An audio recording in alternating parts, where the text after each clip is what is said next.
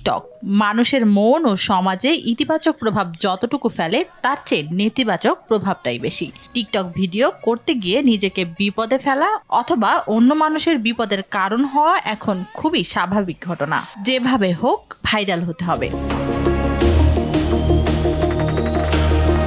সম্প্রতি পাকিস্তানে ঘটে যাওয়া এক ঘটনা নাড়া দিয়েছে সবার মনে। বিপজ্জনক প্র্যাঙ্ক করতে গিয়ে সামাজিক যোগাযোগ মাধ্যমে ব্যাপক সমালোচনার মুখে পড়েছে কয়েক যুবক।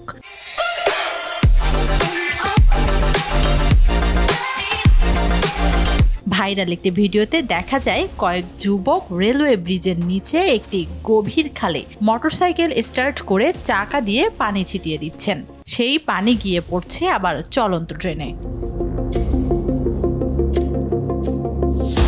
যুবকের উদ্দেশ্য ছিল টিকটক ভিডিও বানানো, তবে এই মজা বেশিক্ষণ স্থায়ী হয়নি। তাদের অবাক করে দিয়ে ট্রেনটি হঠাৎ করেই থেমে যায়। আচমকা রেল কর্মচারী ও বিক্ষুব্ধ যাত্রীরা নেমে এসে যুবককে তাড়া করেন। রেল পুলিশ মোটরসাইকেলটি জব্দ করার সঙ্গে সঙ্গে শুরু হয় বিশৃঙ্খলা। মারধরও চলে কিছুক্ষণ।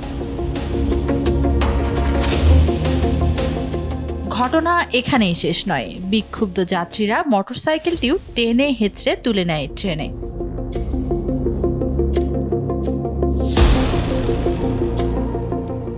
পাকিস্তানের ডিজিটাল নিউজ প্ল্যাটফর্মগুলো ঘটনাটি নিয়ে প্রতিবেদন প্রকাশ করেছে। তারা বলে এই ঘটনা নতুন কিছু নয়, এর আগেও ভারত সহ বিভিন্ন স্থানে এমন ঘটনা ঘটেছে।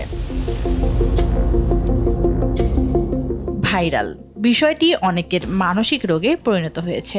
ভাইরাল হতে ও অনলাইনে মনোযোগ আকর্ষণের জন্য বেপরোয়া হয়ে উঠেছে কেউ কেউ। তবে কোনো কিছুই যেন জনগণের দুর্ভোগের কারণ না হয় সেদিকে সতর্ক থাকা উচিত বলে মনে করেন সচেতন মহল। তানজিনা তাসনিম, RTV।